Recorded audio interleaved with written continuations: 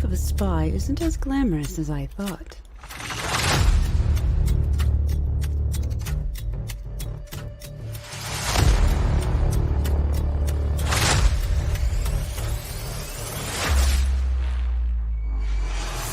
But it isn't dull.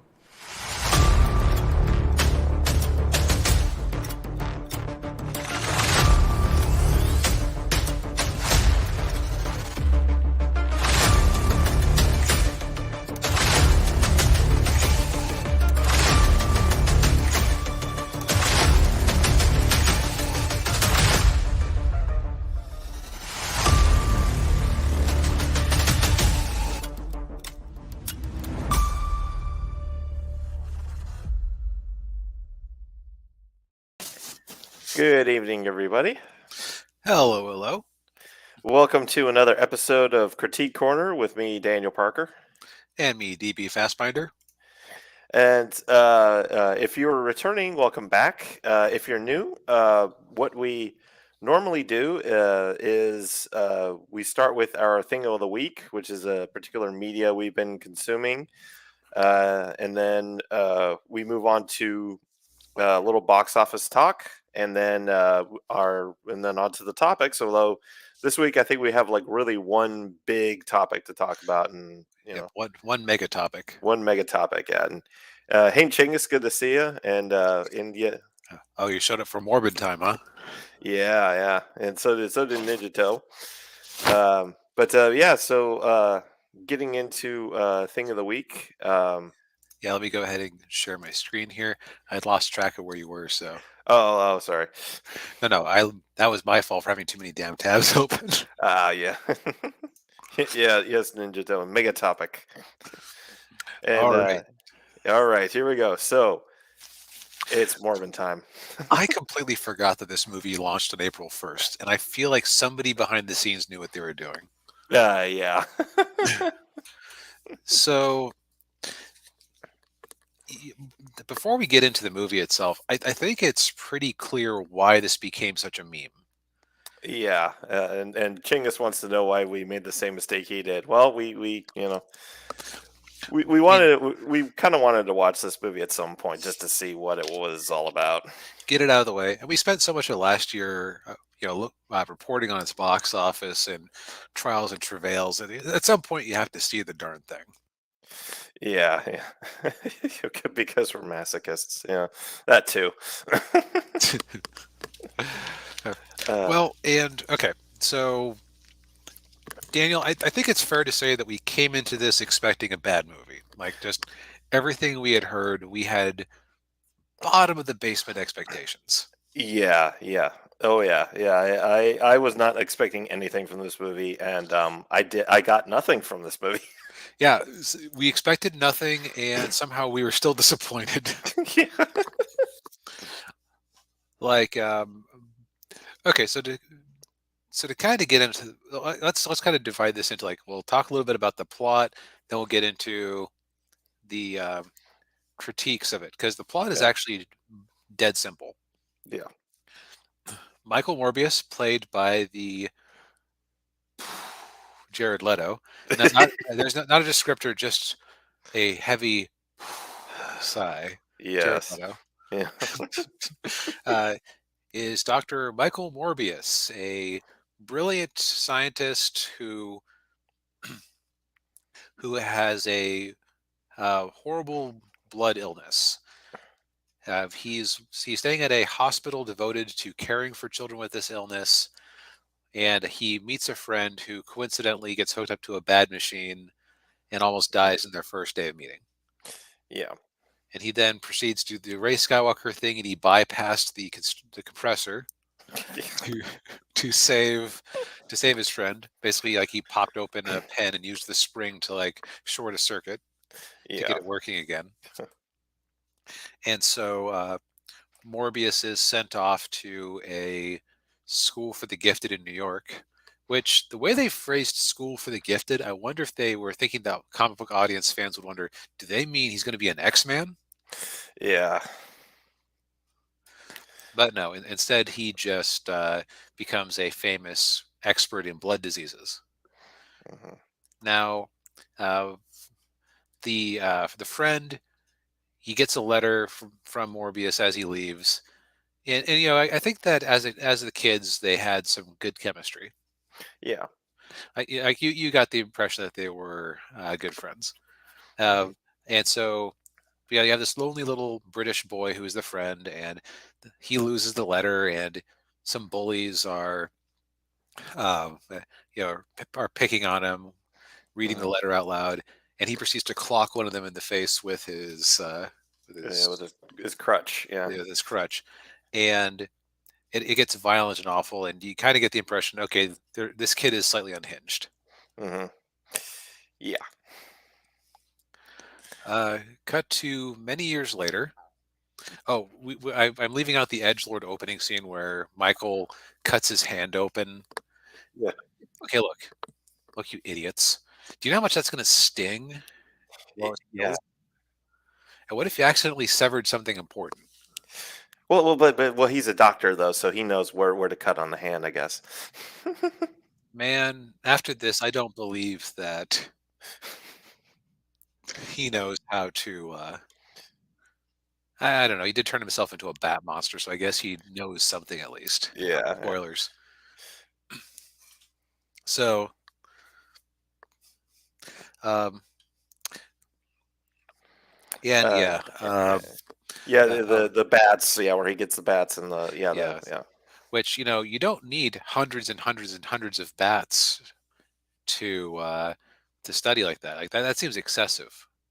Y- Yeah. You're actually having like a really negative effect on the local ecosystem. Yeah, yeah, and yeah, it was weird too, what's weird too is you bring it into another, uh, another ecosystem that they're not compatible. Well, he keeps it in a big fish tank. Yeah, that's true. Uh, Speaking of the fish tank, by the way, Michael Morbius, to prove he is an outside edge lord, turns down a Nobel Prize for his work. Oh yeah, yeah,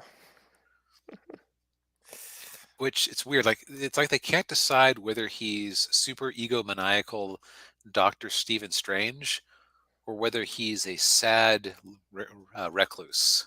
yeah. It's yeah, yeah, Ninja Toad. That's not how science works. And he says he prefers his first appearance on the comic books featuring multi-armed Spider-Man and a talking good guy lizard. Yeah, we'll get to the problems with Morbius just from the go in a minute. Yeah. But we also meet his lovely assistant, whose name I forget, both as an actress and as a character, because she Yeah. basically exists to occasionally show you that she has a nice ass Mhm. uh, and to be somebody for him to talk to and disagree with his wild choices. And be a potential love interest. Yes, that too. Yeah. Um, Now the strange they did so I have to question some of the logic here, which is basically that okay, so the way vampire bats feed Mhm. is in their saliva they have a chemical that acts as an anticoagulant.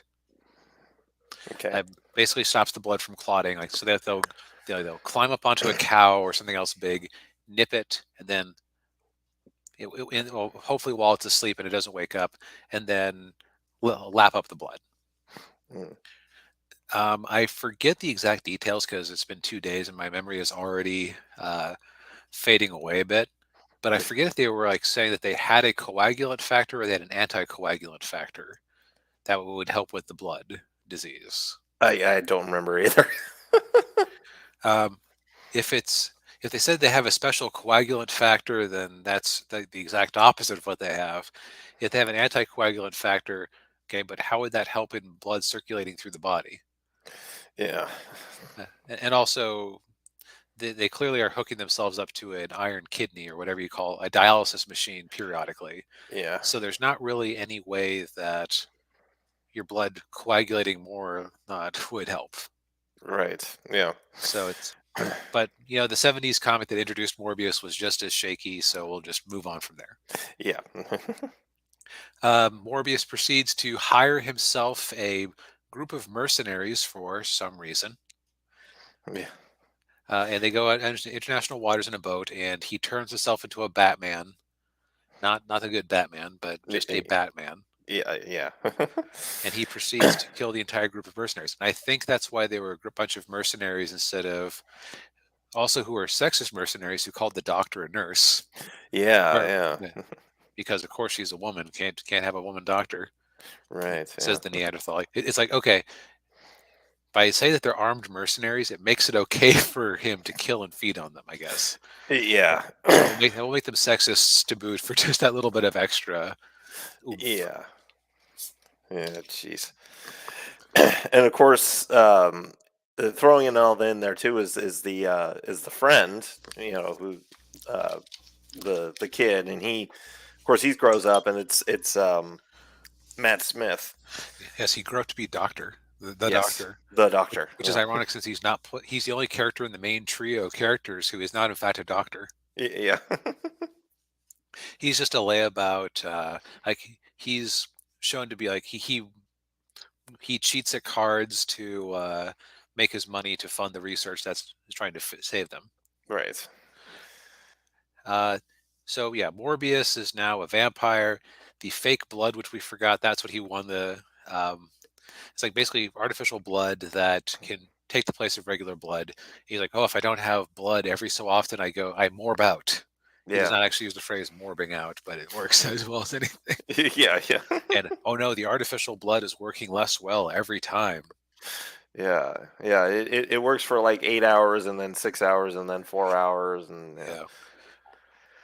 Which call me crazy, but it seems to be that an artificial blood substance would probably not have a lot of nutrients. In fact, uh, it would probably be like made of plastics and stuff like that, because all it would be like it's designed to emulate the properties of blood and its ability to carry air Yeah. around the body or oxygen around the body. But that's neither. Yeah. I don't think that I don't think that drinking it straight would be quite the same thing. But it works as well as a plot point. Yeah. And so you have the inevitable thing where Morbius like I'm a monster. I need to find a way to cure myself. And Matt Smith is like, oh, you think you get to live while I die? And he juices himself and becomes another vampire. Yeah. And rather than doing the artificial blood, he's doing the real human blood. Yeah, because he's we established that as he was a kid, he is a sociopath. So, or at least he's had a violent streak. So Yeah. And then there's like a lot of middle. Mhm. Like there is a lot of middle. They introduced Matt Smith vampire very early on, Mhm. and there's just a lot of nothing. Yeah, a lot of a lot of just like just them kind of milling around, and then him getting another lab, and then uh you know stuff with And that was on purpose. okay. Just closing a um few of my way too many windows before I. okay. um yeah, and then the whole uh Matt Smith's vampire sounds like a mid-movie twist. Yeah, it kind of was. And it wasn't even really like, It was almost like end of first act. yeah. And you got to put the poster up, not even the. Sorry. Um, Oh, whoops. yeah, Infinity. Yeah, I picked the wrong thing. That's We're okay. professional operation here, folks. Yeah. All right, there we go. But yeah, so and yeah, and yeah, like you said, there's just a lot of middle, and then not a whole lot happens, and then and then you had this big climactic showdown between Morbius and Matt Smith. Which I remember thinking at the time, great, another superhero movie where the villain is a slightly bigger, stronger version Hmm. of the main character for him to throw himself against. The only credit I will give this movie in any way, besides the one actor who actually seemed to give a shit.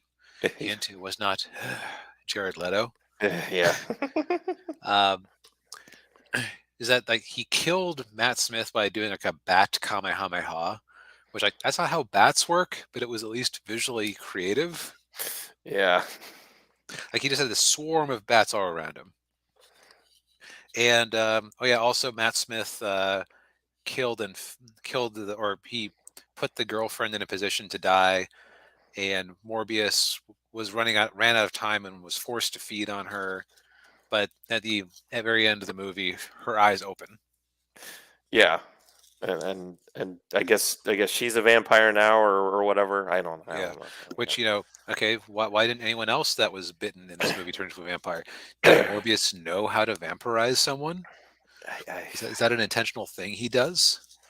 I don't know. It's yeah. As Ninja Toast says, logic and Morbius question mark. Yeah. Yeah, yeah. So if we didn't sound super enthusiastic about it, it's because we weren't. Yeah. Because there's really nothing to be enthusiastic about. Like the thing where the meme online last year where it's like, oh man, the best scene is where Morbius totally morbs out and morbs all over some guys. That technically happened a couple of times, Yeah. but it was just kind of dull and rote. Yeah. Yeah. And it just and I was just kind of like I part of me is saying, well, the entire time Jared Leto is acting like he doesn't care. Yeah, it's I mean, weird because like it's like he took it badly. Like when people didn't like him overacting as the Joker, it's like fine, next movie you get nothing. yeah. And if he doesn't care, why should I care? Yeah, it's weird because it feels like like every scene he's in, he just has this glassy, dead eyes. Yeah. Like I don't. It's been a while since I've seen Suicide Squad, but I remember Joker in that, like being able to emote with his eyes at least. Yeah. So it's just strange. It's just very strange how dead fish he is in this movie. Yeah. Yeah. The only person who was having any fun in this entire thing was Matt Smith. Yeah. It sort of reminded me of if you've ever seen, I don't know, you probably haven't seen Highlander 2. No. No, okay. Well, you're not missing anything. But Michael Ironside plays the bad guy in the movie, and he just hams it up because he knew full well just how ridiculous the movie was. And I wonder if Matt Smith didn't do the same thing, where he's just like, okay, this movie is ridiculous. I'm just gonna ham it up as much as I can. Yeah, it's very much like a Raul Julia type thing Yeah, with Street Fighter. And it's now the difference is that I would say that Raul Julia is so good in Street Fighter 2, the movie, yeah, that it is, even if you don't like the rest of the movie, it's worth watching it just for his performance. yeah. While Matt Smith was the best part of this movie, it is not worth going out for. No, no, yeah. And neither were the mid credits and post credits scenes. Oh God, Daniel, you talk about it. I haven't actually. I actually have like Okay, I was messaging Daniel while I was watching. Like, who the hell is that? Because I still have not seen the first Marvel or MCU it's Spider-Man right. movie. Yeah. So the mid credits scene, Michael Keaton's Adrian Toomes, aka Vulture, just teleports in the middle of this prison cell, and it's obviously related to what was going on in Spider-Man No Way Home with when the multiverse thing opened up. Because there was a post credit the post credit scene on Spider-Man No Way Home was Eddie Brock. Um, the same thing happens to him where he gets pulled away to another universe. And the same thing happens with Adrian Toomes, and then he gets released from prison. Uh, and then the post credit scene was is Morbius driving out in the middle of the desert, and then he stops somewhere, and then Vulture shows up, and he said, "Oh, I'm I'm, I think I'm here because of Spider-Man, and I think we should team up. And Morbius is like, "What's a Spider-Man? That was never mentioned the entire movie." yeah. Yeah, Although they do, there's a scene where Matt Smith reads the Daily Bugle. yeah, that's the only thing in the entire. Yeah, all the papers were Daily Bugles. Yeah. Um, so it kind of leads me to question, like, okay, well, which Spider-Man universe are we in? Are we in the Sam Raimi Spider-Man universe? Are we in the Andrew Garfield Spider-Man? I think it's the Andrew Garfield. Oh, you're muted. I'm going to assume it's the Andrew Garfield Spider-Man movie just because it's so shit. So, Yeah. so it would fit the oeuvre of that particular cinematic universe. Yeah. um, but yeah, it's just yeah. Yeah. So I see why this became a. Oh yeah. Also, the effects were bad. Oh yeah, they were. Yeah. Yeah. So they kept doing this thing where when Morbius was jumping around, it's like they said, I don't know if this was to cover up their cheap CGI work or if this was them trying to make him visually interesting to watch jump around. But it was like he was melting all the time. Yeah. Like there was like weird liquid effects whenever he moved. Yeah, it looked really bad. I kept thinking, like, what does that have to do with being a Batman? Yeah. Like everything Spider-Man does is at least tangentially related to things people think about spiders. I don't remember the rumor that vampires melt or that vampire bats melt. Yeah, I haven't heard that one either. I missed it. Yeah. But the worst thing though is that in a scene where Matt Smith kills their surrogate dad, Mm. and I went back and watched this and took a picture of it. In fact, let me just unshare my screen for a second here because Yeah. Daniel, did I sent you that picture, right? I think you did. Yeah. Let me just scroll up our chat here a little bit. Uh, Yep, I did. okay.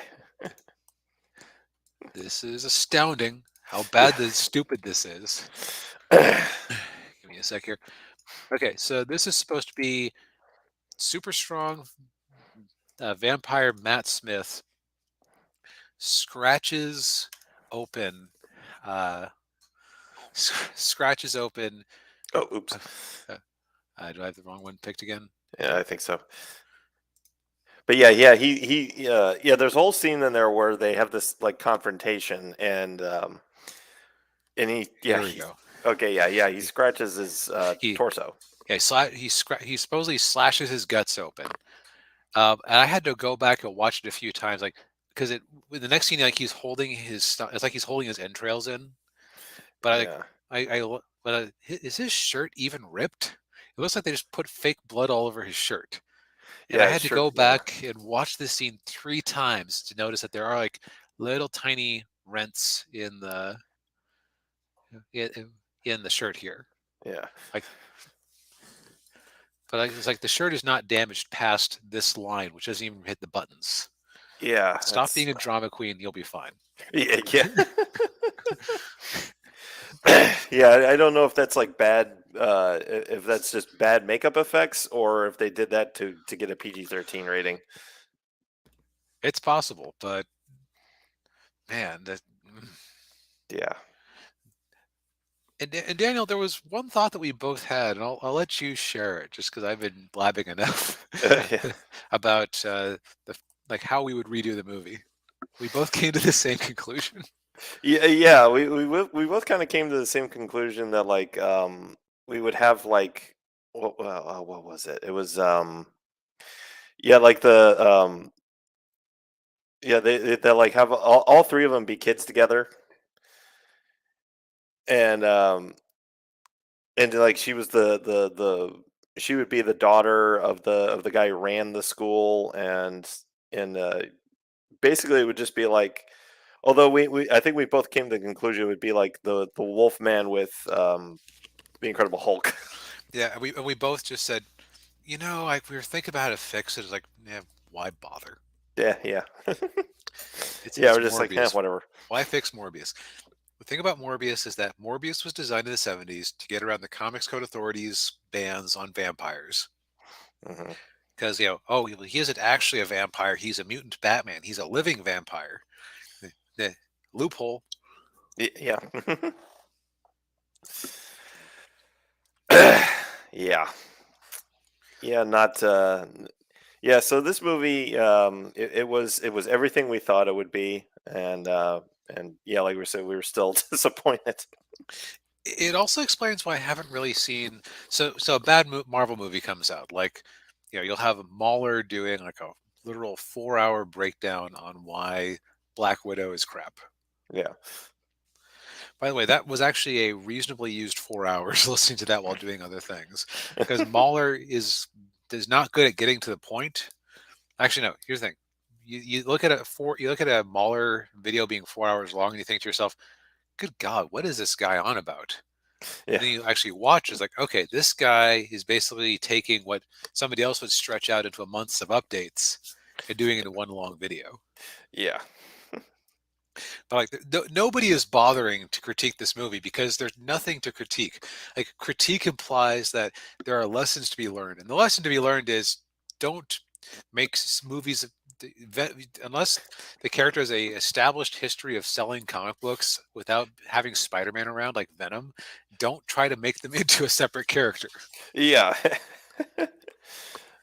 And also too, Sony, stop trying to make the Sinister Six a thing. It's never going to happen.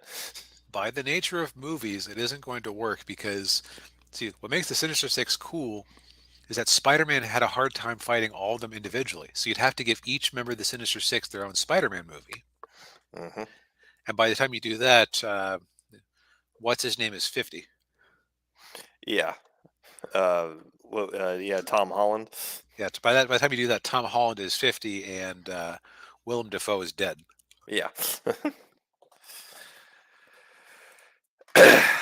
Yeah. So it's just not a good idea. I'm sorry. Yeah. Yeah. But let's talk about movies that actually do have promise. Yes. So, box office for last weekend, Mario Brothers gets a rare four-peat at the top of the box office, with only another 30-ish% decline, bringing its total gross as of last weekend just shy of 500. Which, if you look, it's not quite to 500 yet, but it'll hit it tomorrow, and it's well over the billion mark internationally. Oh yeah. If you look at this chart here, the numbers, it doesn't know what to do with it. But I think this weird camel humped thing is still, it's not being calibrated for launching on a Wednesday. Yeah. Yeah. Yeah. Ninja Toad says it looks like video game films are going to be greenlit. Well, Oh yeah, yeah. I mean,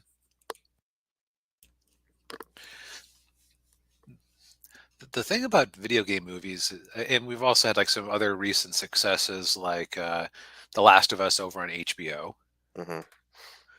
And I think Mario and Last of Us are kind of at two different extremes, where on the one extreme you have the easy to access kiddie thing, where you just stuff it full of references and member berries.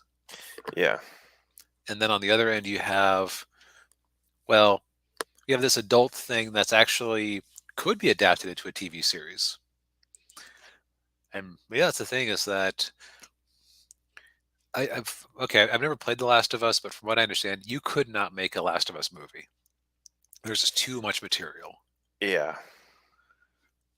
So like a TV show is a perfect adaptation for those types of third-person action games. Yeah. That's why I always say if they ever do adapt like Mass Effect, for instance, do it as a TV series. Don't do it as a movie, because Mass Effect is so dense. You could not fit all of that into a like a 2 hour, 2.5 hour movie. For sure. Let's see here. Evil Dead Rise had like a 50% drop in a suspiciously crowded spring horror market. Yes. Although I think it's doing pretty well. I mean, it's Oh yeah. yeah. I mean, especially considering it was originally supposed to go straight to streaming. That means it doesn't have too huge of a budget.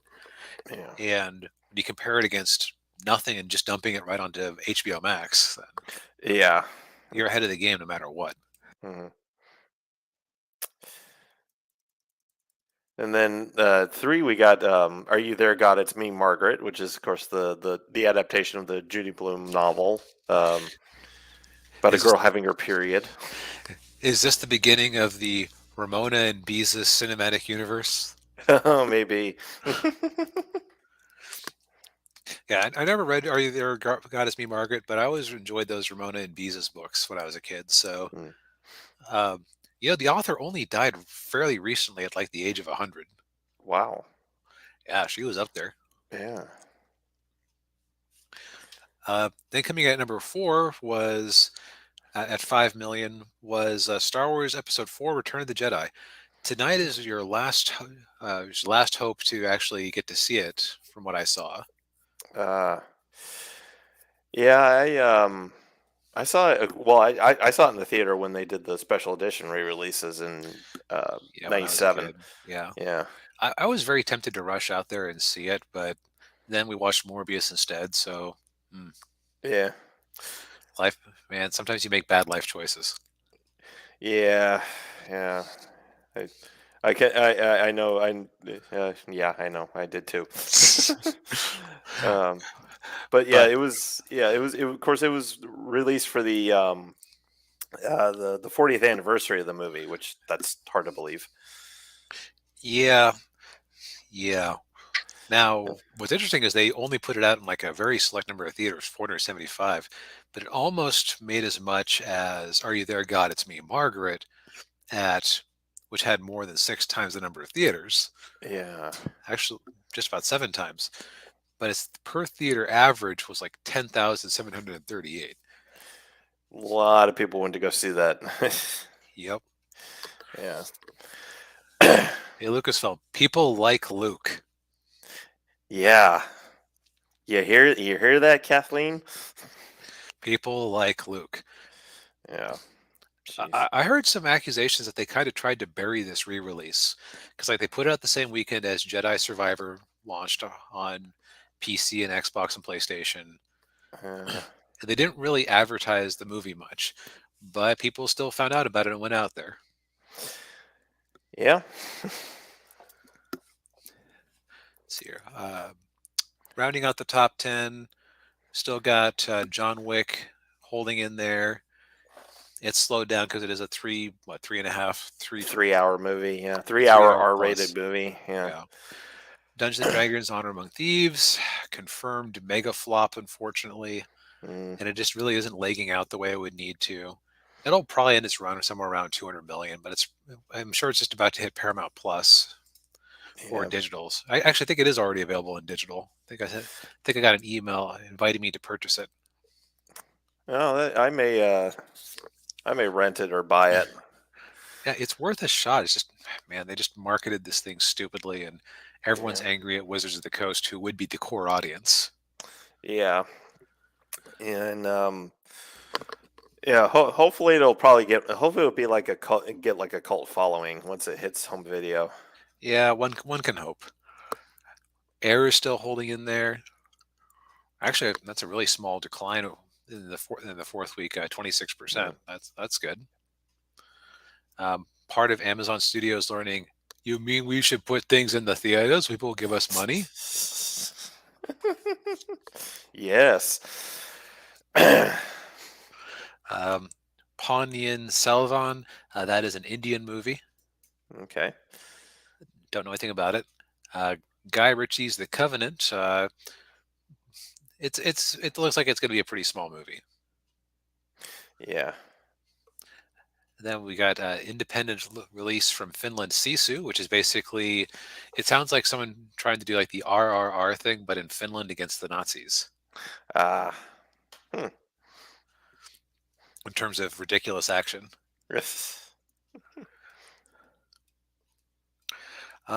And meanwhile, in terms of like just immediate flop, the big George Foreman, the miraculous story of the once and future heavyweight champion of the world, debuted at 3 million at 3,000 screens. Ouch. Yeah, that's Sony's not having a good couple of weeks between that and The Pope's Exorcist, which is already on streaming, it sounds like. Yeah, yeah, yeah, yeah. I looked on Amazon Prime and went, "Oh wow, it's already on there." That's a lot of oofs. Yes. But and then, meanwhile, DEG watched at home. Avatar is still ruling the roost. These, of course, are always delayed, so we're up through April 15th now. Yeah. Plane still Plane. holding in there. Jeez. I still would love to know what this movie would have made if it had had a proper title. Yeah. Yeah. I wonder too. Um, Jesus Revolution is new as of then, and it's coming at number 3, which that one's probably what I'm going to end up seeing at some point. It sounds fun. Yeah. I think I'll more than likely watch it at some point. And, Yeah. Ninja Toe says, "Don't have such a long and interesting title." Yeah. Yeah. That definitely hurt George Foreman there. Yeah.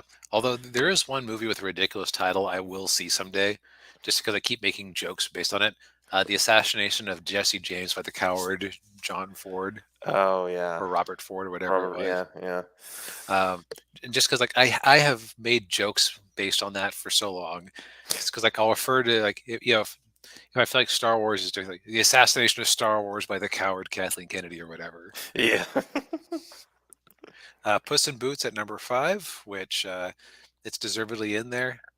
Megan, The Whale. Let's see if there's anything that's actually new, because this is a lot of what we've been seeing. Oh, Dragon Ball Super climbing up the charts. Yeah. Black Black Panther, Panther. Everything. Everywhere Everywhere. All at Once. I still want to know what the hell is going on here, because this movie was. I was able to buy this movie on Blu-ray last summer, so it's not like it's a new release. Like, how is the Unbearable Weight of Massive Talent tracking up the charts this late in the game? I don't know. I don't Eh, know. It's did Lionsgate or whoever sell a back load of unsold Blu-rays and DVDs to Redbox? Is that what happened? probably. Top Gun Maverick is waning. Although, okay, that's interesting. So they have its domestic DVD and Blu-ray revenue coming in at a combined $46 million. Hmm. I don't think we've seen numbers like that for a physical release since old Marvel movies that we've looked Yeah. up for comparisons. Yeah. Yeah. That's pretty impressive. Just goes to show what happens when you make a movie that people like based on a thing that they like. Yeah. 80 for Brady, Devil Conspiracy, The Girl Who Escaped, and Nicolas Cage on here again for The Old Way. Yeah. Yes. So, by the way, we forgot to mention Renfield dropped out of the top 10.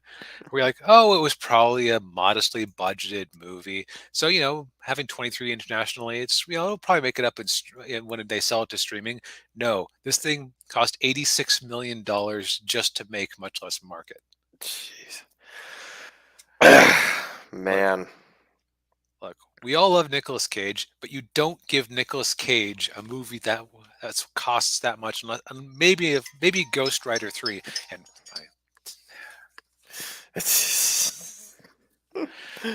It wouldn't be a critique corner episode if somebody wasn't calling DB. it would not be. No, we should make a bingo card. Yeah. Again, I shouldn't lie this time. I have gotten phone calls in other parts of the week, but still, this is Yeah. you had an hour before, and you're gonna have hours after. Yeah. All right. So that's basically it. So if we're looking at trends, there's really only one superhero movie on the DEG, and actually, there are, unless Ant-Man is still, unless Ant-Man is still somewhere. Okay, yeah, Ant-Man made $11,000 last weekend at 40 theaters. At this point, it's basically in the second run, bad part of town theaters where it's like $5 and they're hoping that you sell you some popcorn. Yeah. If this isn't I'm sorry. If this isn't an actual emergency, I'm going to be unhappy. Yeah. I'll be right back. All right, no problem. Daniel, while I'm gone, go ahead and get the nice people started on our news story of the day. Okay. I will do that, and I'll do it like this so that I know where to break with the segments. Our main topic of the week is, of course, the writers' strike, which officially started on Tuesday. And from what yes, Ninja Toe, the weekly interruption. Um, from what I know about it, they're on strike due to low pay from a lot of the streaming services, they be it Netflix, Disney Plus, Paramount Plus, etc. And so they're trying to get more money out of there. So this is the third writer's strike in my lifetime. Um, there might have been other writer's strikes before that. Can't really remember them right now, but or I'm not aware of them. And the the first one I'm thinking of was in the late 80s, and it was 88, 89, 89. And that was I don't know what they were striking about at the time, but I remember certain I know certain productions were affected by it, like Star Trek 5 had some issues because of the writer's strike. Of course, that movie had other issues beyond the writer's strike. But the one of the things I do remember though was with The Burbs, which is a really funny dark comedy with Tom Hanks. They didn't have they made that during the writer's strike, and so they couldn't do any rewrites, and they were encouraged to ad lib a lot. So there were a lot of scenes in there ad libbed, and then of course Chinggis mentions here. Yeah, I remember the last time there was a writer's strike, it spawned Transformers 2. Good times. So Transformers Revenge of the Fallen, yeah, that came out during the writer's strike, and that wasn't very good. Of course, that wasn't the only thing affected from that. The season I watched Heroes when it was on. Heroes was the first season of Heroes. Great show. And it's the first season of Heroes was brilliant. I loved it. And then during season 2, they had the writer's strike, and the season 2 was terrible. It was number one. It was shortened because of it had to be shortened because of the strike, and then and it wasn't a very good season, and that show never recovered. It was on for 2 more seasons after that, but it never recovered. Pushing Daisies was another one that was killed by the last writer's strike. Yeah. And actually, another the 2000s Justice League movie was partially killed by the writer's strike. Right, that's right. I forgot. Yeah, it was George Miller, right? Was going to be directing it. Yeah. And Chinggis mentioned Transformers 2. Yeah, I am directly beneath enemy scrotum. Thank you, Michael Bay. And I wonder if Michael argued, no, I should be allowed to continue filming because I never have writers anyway. Yeah. Well, you do know who one of the writers was on the first 2 Transformers movies. David S. Goyer? No. Alex Kurtzman. Kurtzman? Yeah. Was Transformers, Amazing Spider-Man, Star Trek. Star Trek, yeah. Monsterverse. Yeah, it just ruins everything. Yeah. But yeah, so this current writer's strike that we've got is basically I was kind of describing it. It was mainly just from focusing on the streaming services, I believe, trying to get more money out of them. Yeah, there was a what monster villain? It was the Mummy. I don't know if he might have. I don't know if he wrote it, but I know he directed it. I think he was also like a major architect of that whole scheme. Okay, yeah, and yeah, it was the Mummy with Tom Cruise. Yep. So from what I've been reading and seeing, uh, basically, there are a few major things. It's the writers being spooked by the possibility of Chat GPT taking their jobs, Hmm. which is understandable. Yeah. Because I've been hearing this of some interesting things that people have been doing with that. Like you can ask it to.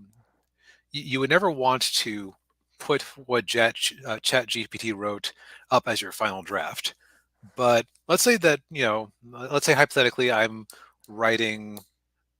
Let's say I'm hypothetically writing Amazing Spider-Man, and Hmm. just 1 month I have no idea what to do because I just need like a one-shot story, and I could put it to Chat GPT. Hey, Chat GPT, uh, what Spider-Man villain should I use in my story? And ChatGPT would look out into its neural net and do like a Google search, and it would say, "Oh, you should have the Green Goblin." Okay, what should the Green Goblin do? The Green Goblin, of course, I've used a little bit of ChatGPT, so it'd probably go, "The Green Goblin is Spider-Man's established villain from going back to 1960, whatever. You, among his other feats, he killed Gwen Stacy and has kidnapped other people on various occasions, so he might do that again." But so 'cause, like, it isn't actually creative; it's just synthesizing its database. Yeah.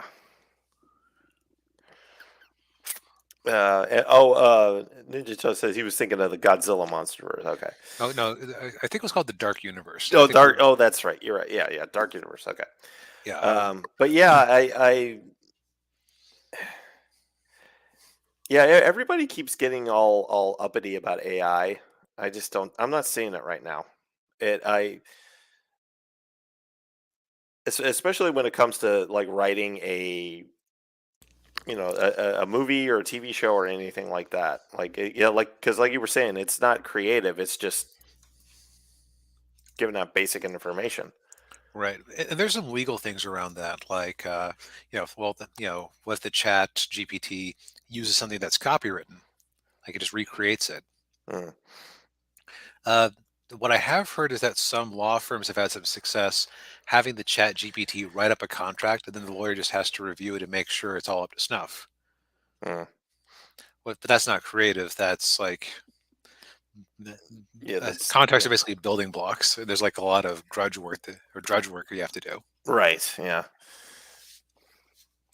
Um, now the other now that's one of the concerns. The other concern is something that everyone's been talking about for ages on here on YouTube, and it seems like the rest of the financial press is getting up to speed finally. Mm. Is that uh, is that well, we're not making as much money from streaming as we did from TV. Pay us more. Yeah. Which Yeah. And yeah. the problem is that nobody's making money from streaming unless your name is Netflix. Yeah. Yeah. It's which goes to show that we've talked about streaming before. It's just it's not a really a great money making tool, and you know yeah, it's a little different than like say the writer's strike, the last one that happened back in the late 2000s when that of course that whole thing was with DVD royalties. Um, Right, because originally the Writers Guild allowed for very small DVD royalties on the theory that they were trying to make the technology more adopted. mhm. But then on that go around, they wanted to, okay, we did our introductory thing. Now give us more money. You're selling a whole lot of DVDs. Yeah, yeah. Um, but uh, but yeah, I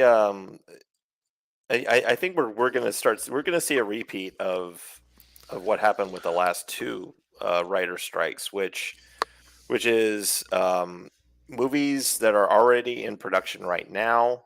Um, they're still going to be in production, but they're probably not going to be able to do any rewrites, Hmm. or any rewrites that they do aren't going to be done by writers. Hmm. Case in point, Quantum of Solace, which was the second Daniel Craig Bond movie, um, made during the writer's strike.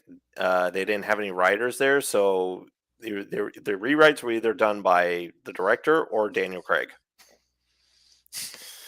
And if you've seen Quantum of Solace, it's definitely the bottom of the Daniel Craig era.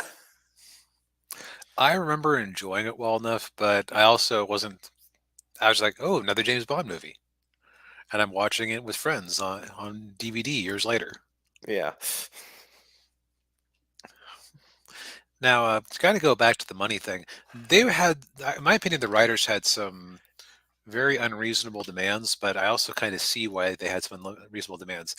Because, let's see, there was a picture that I had pulled up. No, no.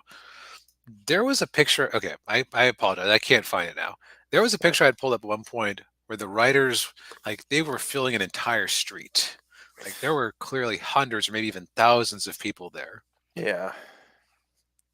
And I think they kind of smell the blood in the water on streaming, because the problem is that so streaming was basically bankrolled by the various studios as they all tried to make their own streaming services. Mhm. Netflix by itself only needs so many original programs, and so you'd have your TV shows go to like more traditional outlets Mhm. with a few Netflix originals and a few Hulu originals. Which is funny because like Hulu is super widely used. I can't think of anybody, or the last time anybody brought up a Hulu original that wasn't that Prey movie. Uh, the only thing I can think of would be like The Handmaid's Tale. Oh, I see. Okay, I always forget and think that that's an Amazon one. No, that I'm pretty sure that's Hulu. I Yeah. think you're right. Yeah. I'm just saying that's when you know those facts that you, no matter how many times you hear it, it's lodged in your brain wrong. Yeah. Yeah. Yeah, Handmaid's Tale always feels like it should be an Amazon streaming show for some reason, Yeah. but that's neither here nor there. Um, so you had this big explosion in the number of TV shows being made for regular TV and for all these different streaming services people were trying to come up with. Well, we've been talking about how Zaslav, Chapek, and even Iger now are talking about, oh, we need to have quality instead of quantity. A lot of people were paying their rent on quantity. So Yeah. among the demands, well, we demand that all writers' rooms have a certain number of writers, whether they are needed or not.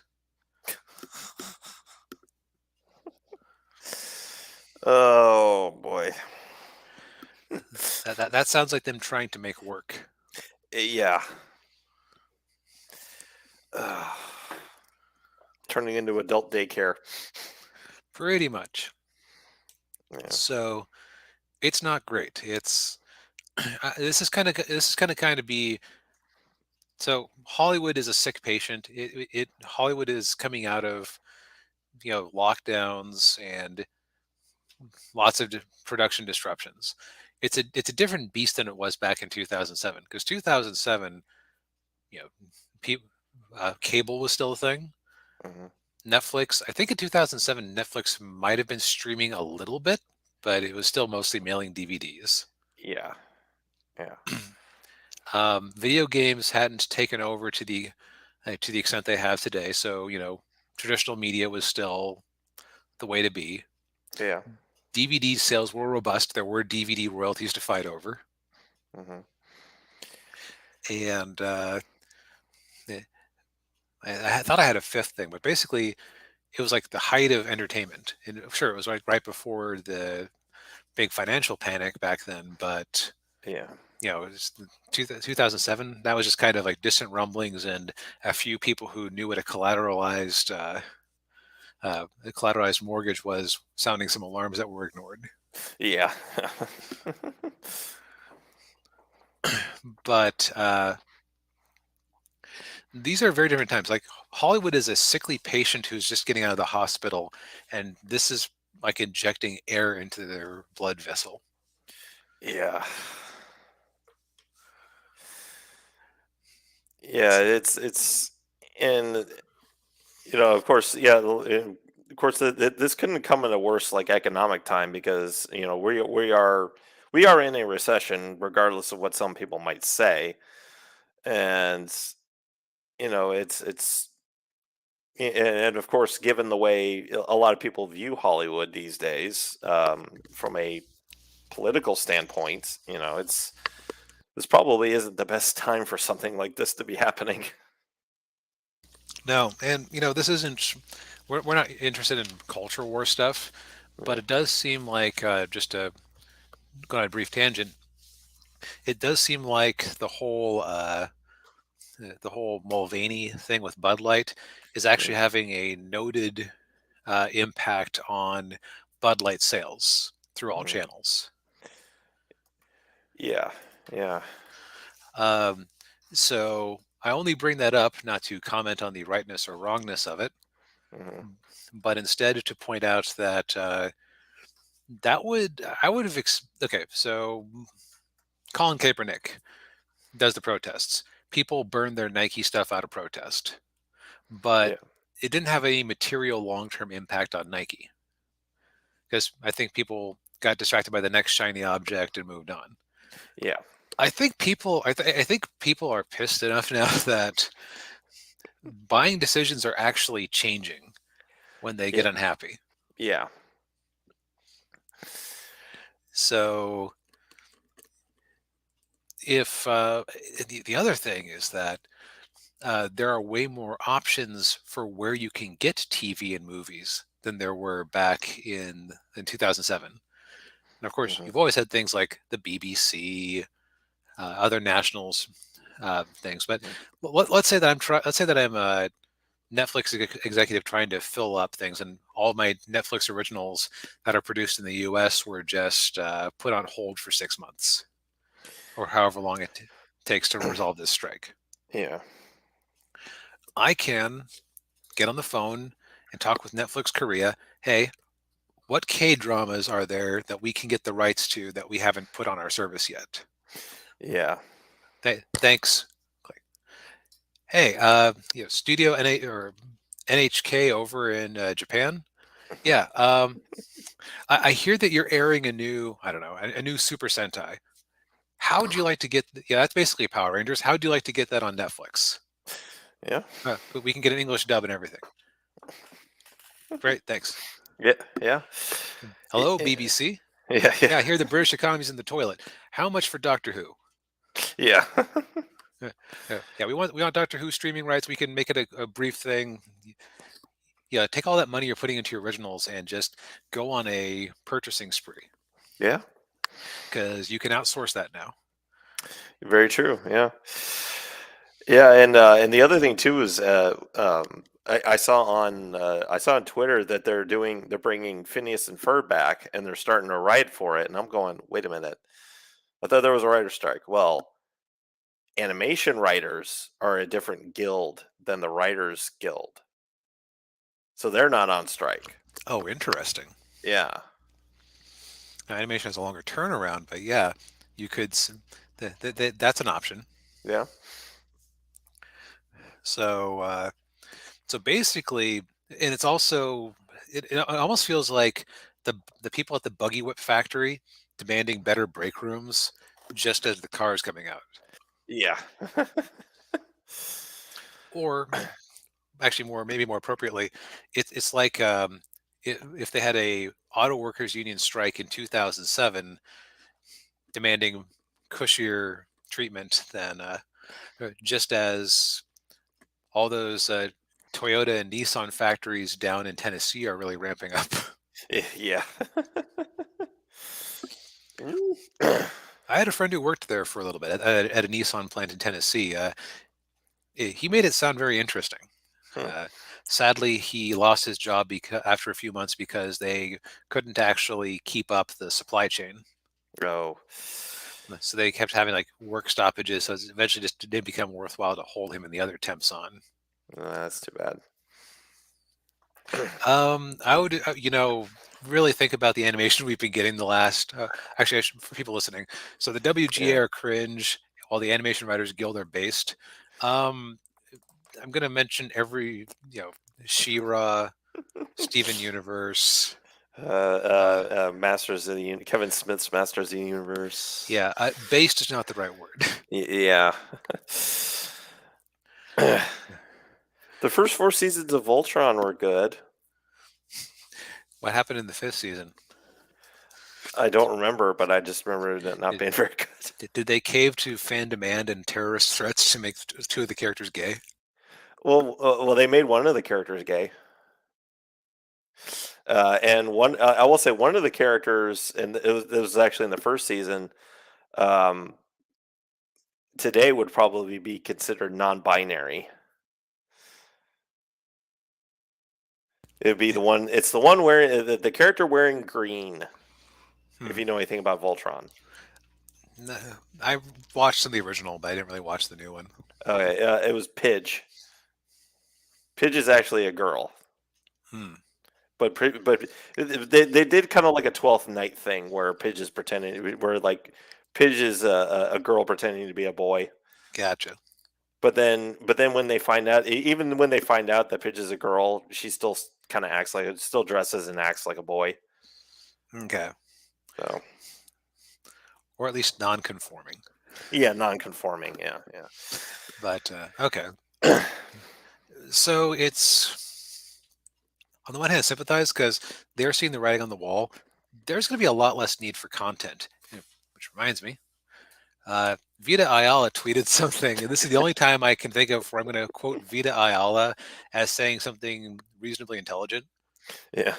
It's a thought I've had for a little bit. Yeah. We conceded too much ground when we allowed art to be called content, to be honest, and I'm not sure if we can take it back. Now, note that despite the fact that Vita is a professional writer, and the fact that Twitter has way more characters than it used to, TBH, to be honest, is abbreviated as TBH, and the sentence does not have a period. Yeah. There, I felt bad for citing Vita Ayala as a point, but it was like, man, Vita Ayala had a point. Yeah. Yeah.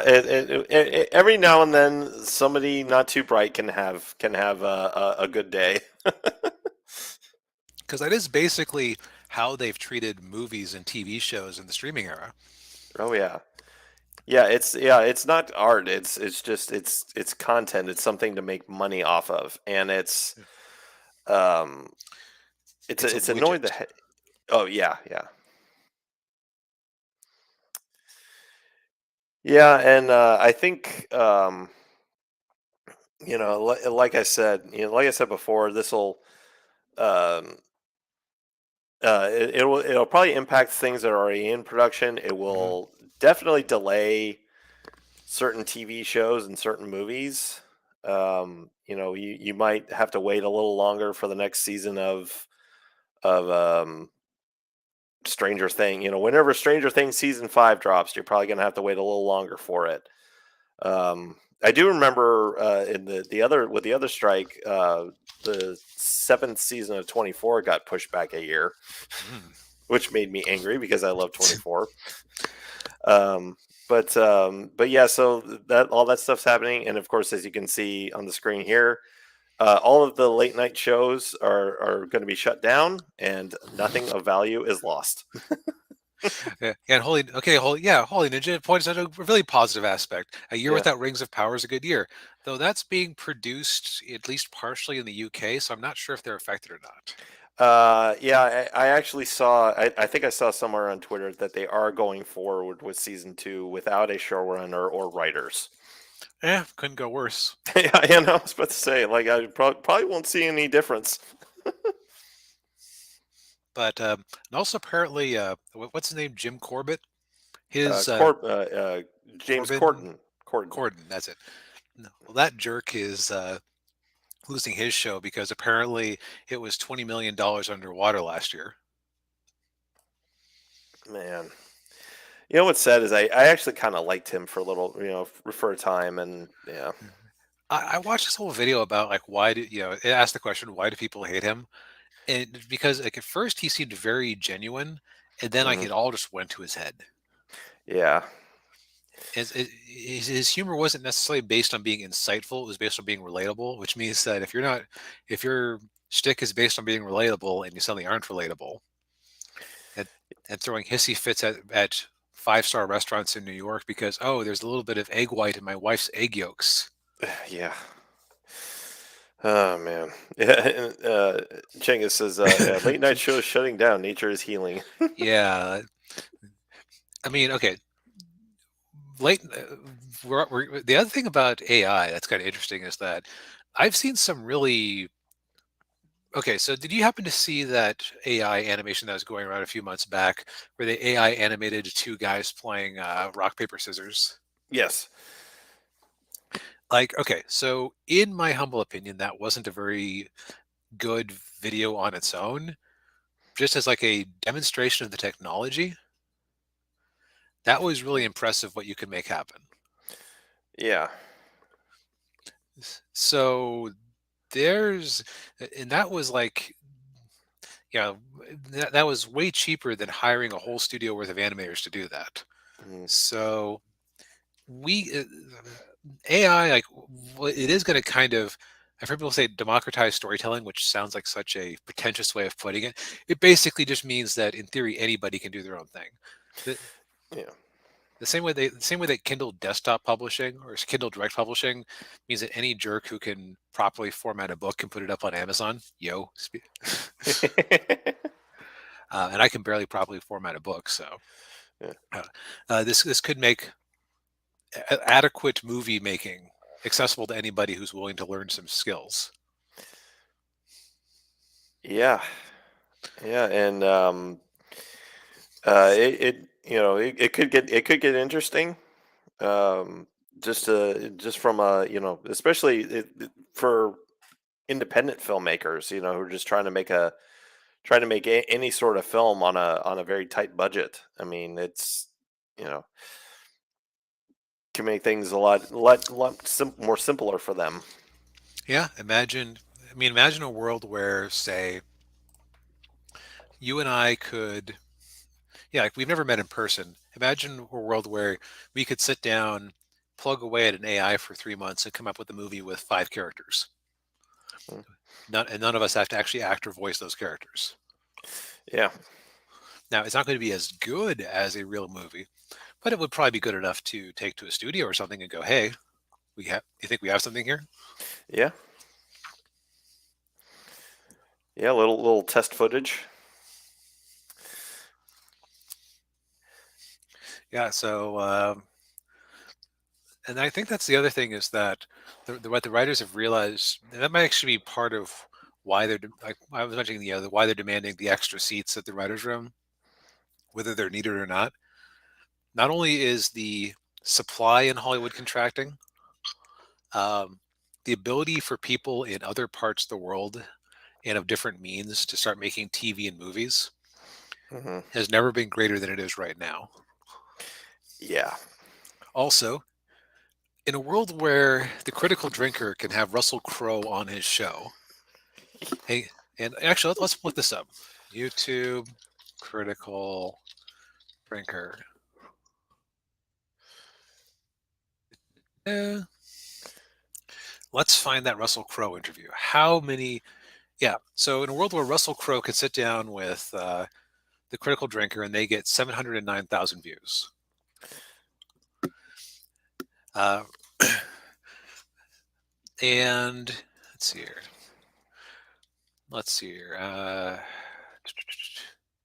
Stephen Colbert. Let's take a look. See here. Let's take a look at the late show Stephen Colbert. yeah. Let's see here. What's the Nicolas Cage takes on Colbert questionnaire? Okay, so Critical Drinker, for having Russell Crowe on his program for an hour, got 700,000 views. Hmm. Nicolas Cage on Stephen Colbert got 428,000 views. Oof. And this is on YouTube, where you don't even have to have a subscription. Yeah. So, especially for like the late night shtick, any idiot, with a camera Yeah. Yeah. and, Hello. and a StreamYard connection can have a talk show. Yeah. And if you can get big enough, like the Critical Drinker, actual stars will show up and attempt to save their failing horror movies. Yeah. Yeah. So I the late night shows in particular are a dying breed, because like what's the point of them? You can get the same thing out of a live stream. Oh, also that was like an 8-minute clip on Stephen Colbert. It was an hour interview, which means that, and this is what I've noticed about YouTube news versus TV news. Daniel, when was the last time you watched like an evening news program? Oh God. Uh, like I would say probably close to 10 years at least.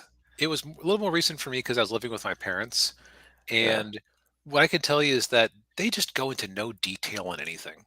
Right. Like like I remember other news, a report says that parts of the Steele dossier uh, been confirmed. In other news, like, wait, what parts? Yeah. Who confirmed? Who gave the report? Yeah. At this point, I'm much more interested in watching. Like, I would rather do a deep dive on a topic for like half an hour to an hour, rather than just get random highlights with no ability to dig deeper. Yeah. Yeah. Uh, So it's like that whole style just seems so quaint at this point. Yeah. Yeah. I know what you mean. I remember. I think the last time I watched, actually, it may have been longer. Like I remember watching the whatever ABC News at my grandparents' house. Like, of course, because that was my grandparents. They still watched the nightly news for a half an hour every night.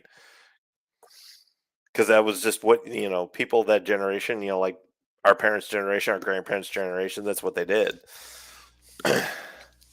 Yeah, I think part of it is that it's because we're so suspicious anymore. Like, Yeah. if I trust a source, like if it was somebody I really trusted to actually do their research and legwork, I could buy something like the half hour news and say, "Oh, that's nice to know. Oh, that's nice to Yeah. know. Oh, that's nice to know. Oh, that's a neat little human interest story. Oh, that's nice to know." Yeah. But if I'm like, says who, why, when, Yeah. it gets very frustrating very quickly. Yeah. Yeah. It's like somebody once said, oh well, Christian scientists aren't Christians. Oh, why? And they couldn't really tell me. Now, mind you, they really aren't after looking into their doctrines some.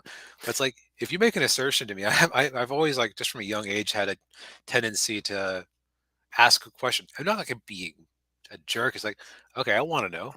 Tell me. Yeah. Yeah. So I was primed for the internet age before I even knew what an internet was. Yeah. But Uh, yeah. So yeah. So speaking of evening news, Writers Guild shoots self in foot. Film at 11 because yes. they want to share the non-existent streaming profits, and the studios don't want to admit what these streaming shows are actually worth to them, because there'd be a lot of red ink. Yeah.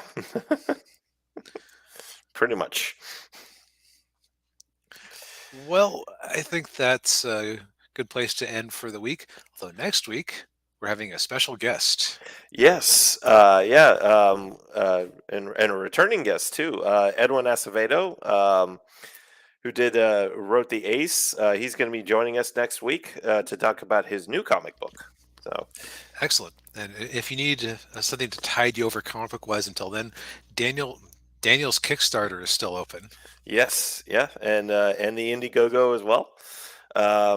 And if you've got novels that you want to read, Confessions of the Magpie Wizard, books 1 through 4, are on Amazon from DB here. Yep. And book 6 is in production. Book 5 is available for places to read for free. I have more things coming, so we'll talk about that when the time comes. Yes, indeed. Well, thank you everybody for tuning in. We appreciate it as always. hit the like button, subscribe to the channel if you haven't already, ring the bell. If you're watching on replay, leave a comment, and we'll see you next week. Night, everybody. Good night. The life of a spy isn't as glamorous as I thought.